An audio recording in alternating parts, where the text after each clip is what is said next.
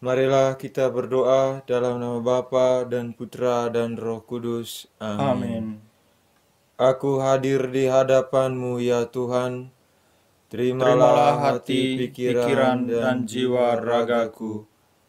Biarlah aku mendengarkan dan merenungkan sabda-Mu saat ini melalui doa novena Beato Dionysius dan Redemptus. Semoga Tuhan beserta kita, sekarang dan selama-lamanya. Inilah Injil suci Tuhan kita Yesus Kristus menurut Yohanes. Dimuliakanlah Tuhan. Doa Yesus untuk murid-muridnya.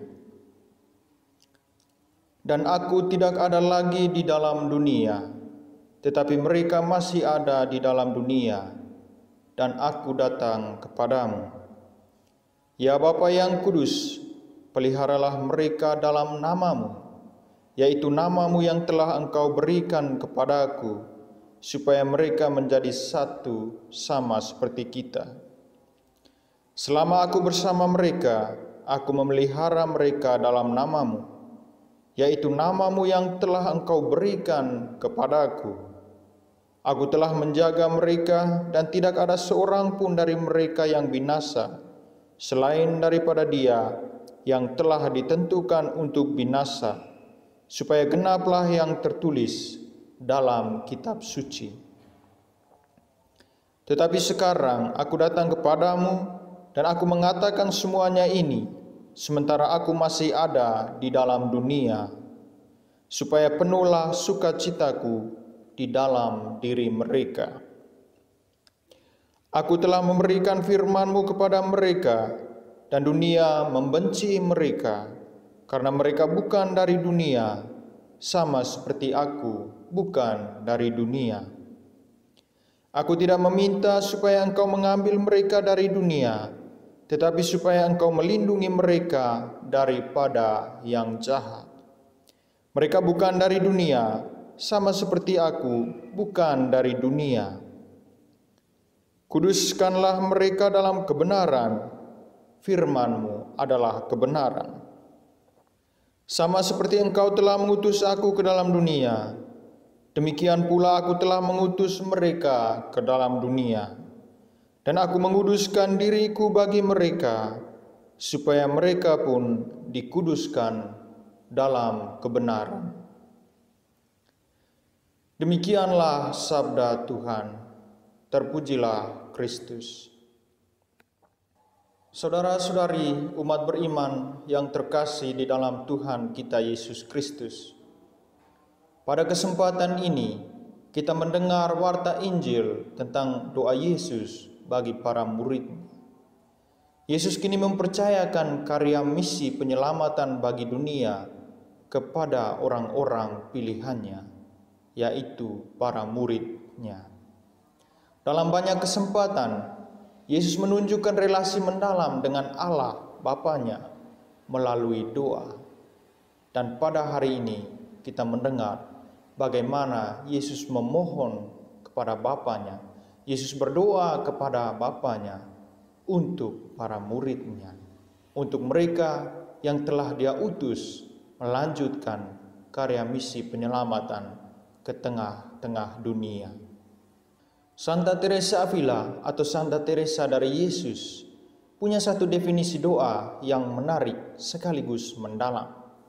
Dalam buku Hidup bab 8 nomor kelima, Santa Teresa mendefinisikan doa sebagai sebuah laku persahabatan dengan sesering mungkin berada sendirian bersama dengan Dia yang kita tahu sangat mencintai kita. Santa Teresa melihat Allah sebagai sahabat yang dengannya kita dapat bercakap-cakap tanpa batas waktu, sebab sahabat selalu menyediakan waktu untuk orang yang dikasihinya. Namun, Santa Teresa juga menunjukkan satu hal penting, bahwa doa memiliki dimensi sosial. Hal ini terlihat dari relasinya dengan anggota komunitas yang lain, serta bagaimana dia memperlakukan mereka secara baik dan manusiawi, dan itu adalah buah dari doa-doanya. Bagaimana relasi persahabatannya yang mesra dengan Allah juga nyata dalam relasinya yang mesra dengan sesamanya di dalam komunitasnya. Selain itu juga, dengan doa, Santa Teresa mampu melakukan sebuah reformasi luar biasa dalam kehidupan Ordo Karmel, meski ia banyak menjumpai tantangan dan rintangan yang berat. Ia berhasil dalam misinya yang kemudian melahirkan Ordo Karmel tak berkasut, baik wanita maupun pria. Dalam menjalankan karya misinya ini, Santa Teresa tidak pernah meninggalkan doa. Doa menjadi kekuatan baginya. Saudara-saudari umat beriman yang terkasih di dalam Tuhan kita Yesus Kristus, kita mendengar dalam Injil bagaimana Yesus mendoakan para muridnya, karena merekalah yang akan melanjutkan karya misi di tengah dunia dengan segala tantangan dan kesulitan yang ada. Aku tidak meminta supaya engkau mengambil mereka dari dunia, tetapi supaya engkau melindungi mereka daripada yang jahat. Para murid Yesus, baik yang ada bersama dengannya pada zaman dahulu, dan juga kita murid-muridnya hari ini akan mendapat banyak tantangan dan kesulitan dalam menjalani misi pewartaan kita. Akan ada banyak penindasan, ketidakadilan, diskriminasi, dan banyak perlakuan yang tidak diinginkan oleh karena iman kita akan Kristus sendiri. Mungkin banyak dari kita yang telah mengalami hal semacam itu. Atau kita telah mendengar dari banyak berita tentang penindasan yang dialami oleh para murid Kristus dewasa ini. Tetapi kita percaya bahwa dalam iman kita mampu melalui semuanya. Dan kita juga yakin bahwa Yesus sendiri akan selalu menyertai dan mendoakan kita, seperti yang telah dilakukan untuk para muridnya. Saudara-saudari umat beriman yang terkasih, tema novena kita pada hari ini, dunia membenci mereka, memberi satu gambaran nyata tentang hidup Beato Dionysius dan Redemptus, kedua martir kita. Hal ini dapat kita lihat dan kita saksikan dalam kisah hidup mereka, dalam pengalaman yang mereka jalani, di mana mereka mendapat perlakuan kasar karena menolak menyangkal iman akan Kristus dan menolak untuk menanggalkan iman mereka. Dikisahkan bahwa Pater Dionysius ditempatkan di sebuah ruang terbuka di pintu masuk sebuah rumah yang penuh dengan kotoran dan bau busuk. Apa yang ia derita dari kebencian musuh-musuhnya sulit untuk digambarkan dan dijelaskan. Namun, ia menanggung semua itu dengan kesabaran dan keteguhan hati yang heroik. Ketika para algojo yang kejam melihat bahwa upaya mereka tidak berhasil dan sia-sia, mereka beralih kepada tawaran lain yang lebih menggoda. Mereka menjanjikan kepada Dionysius bahwa jika dia mau memeluk agama tertentu, mereka akan memberikan kepadanya sebuah istana yang megah, seorang istri yang kaya dan cantik, jabatan yang tinggi dan pantas. Singkatnya, kehidupan yang penuh kemewahan. Namun, dengan kemarahan yang suci, Dionysius menolak seluruh tawaran itu sambil berkata, "Menjauhlah kalian dari saya, hai para algojo yang hina. Penderitaan yang saya alami karena Kristus adalah hiburan dan kegembiraan saya. Teruskan saja menyakiti saya. Kalian akan lebih mudah mencabut nyawa saya daripada membuat saya goyah dalam iman. Sungguh sia-sia kalian menawarkan kepada saya istri yang kaya, kehormatan dan kemewahan, karena saya telah lama melepaskan semuanya itu ketika saya mengucapkan atau mengikrarkan kaul agung." Terkadang juga Dionysius diizinkan untuk mengunjungi rekan-rekannya yang juga ditahan. Dalam kunjungan tersebut, terlihatlah kebajikannya yang luar biasa. Dia melayani sesama tahanannya dengan penuh kasih, merawat yang sakit, menyembuhkan yang terluka, menghibur yang sedih, menguatkan mereka yang goyah dalam iman, mendengarkan pengakuan dosa mereka, dan mendorong semua orang untuk berani menderita dan mati demi iman yang suci dan cinta kepada Yesus. Semuanya ini dilakukannya dengan penuh sukacita. Meskipun tindakan amal ini menyebabkan penderitaan fisik yang luar biasa karena rantai besi yang terikat pada kakinya, yang menyebabkan luka yang parah ketika dia berlangkah. Namun, semuanya ini tidak menghalangi cintanya. Dia melakukan semuanya karena cinta.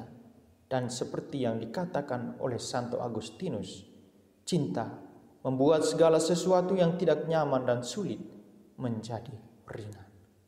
Orang-orang Kristen yang akhirnya kembali dari penahanan mengakui dan memberi kesaksian bahwa sikap penuh kasih dari Pater Dionysius selalu memberi mereka semangat baru untuk menderita demi Kristus, karena mereka melihat bagaimana dia menanggung semua penderitaan itu dengan sabar dan penuh sukacita. Lalu bagaimana dengan pengalaman Bruder Redemptus? Nasibnya tidak lebih baik dari Pater Dionysius. Dia juga diikat dengan rantai besi dan dia mengenakannya dengan sukacita demi Kristus. Dia secara khusus disebut sebagai martir, terutama karena ia disiksa dengan kelaparan dan kehausan yang besar. Meskipun ia dipaksa bekerja keras, seperti memotong jerami dari pagi hingga larut malam, ada hari-hari tertentu di mana ia sama sekali tidak diberi makan. Selain itu, ia menjadi sasaran ejekan dan olok-olokan dari para musuhnya yang mencukur habis janggut, rambut, dan alisnya untuk mempermalukannya di hadapan semua orang. Bruder Redemptus menanggung semua ini dengan kesabaran surga. Kelaparan adalah siksaan terbesar baginya. Hingga pada suatu hari, dia sangat tersiksa oleh kelaparan sehingga dia bergegas ke hutan terdekat untuk mencari makanan. Tuannya menangkapnya kembali dan membawanya ke hadapan raja. Di sana, ia ditawari berbagai macam hadiah untuk menggoyahkan imannya. Akan tetapi, Redemptus hanya memberikan senyuman kepada musuh-musuhnya dan berkata kepada mereka, "Sungguh tidak pantas kalian mencoba memaksa saya untuk meninggalkan iman saya. Sedangkan saya datang ke sini untuk membawa kalian kepada Kristus." Raja yang kejam itu ingin agar dengan cara apapun para pengaku iman Kristen meninggalkan iman mereka, termasuk Pater Dionysius dan Bruder Redemptus. Ia mengirimkan imam-imamnya untuk melakukan tugas yang tampaknya sangat mustahil itu. Selama 20 hari, mereka menghabiskan waktu dan usaha mereka, namun semuanya sia-sia. Berbagai bujukan maupun ancaman tidaklah berhasil. Bahkan, Pater Dionysius dan Redemptus serta pengikut-pengikut mereka semakin teguh dalam iman. Mereka selalu memberikan jawaban yang satu dan sama. Lebih baik mati daripada meninggalkan Yesus. Saudara-saudari umat beriman yang terkasih di dalam Tuhan, dari kisah ini kita bisa melihat bahwa segala bentuk kejahatan, kebencian, fitnah, dan rasa iri hati dari dunia tidak dapat meruntuhkan kokohnya iman Beato Dionysius dan Redemptus akan Kristus yang telah memilih dan mengutus mereka. Maka pada kesempatan penuh rahmat ini, kita diajak untuk mendoakan karya misi gereja di seluruh dunia, terutama di tanah air kita. Dan kita juga diajak untuk terlibat aktif dalam karya misi tersebut, mulai dari keluarga kita masing-masing, komunitas basis, lingkungan, paroki, hingga keuskupan, di tengah masyarakat, di tempat kerja, dan di mana saja kita berada, kepada semua orang yang kita jumpai. Wartakanlah, entah baik atau tidak baik waktunya. Maka kita mohon doa Beato Dionysius dan Redemptus agar karya misi di bumi Nusantara dapat tumbuh dan berkembang hingga menghasilkan buah berlimpah. Semoga Tuhan memberkati kita.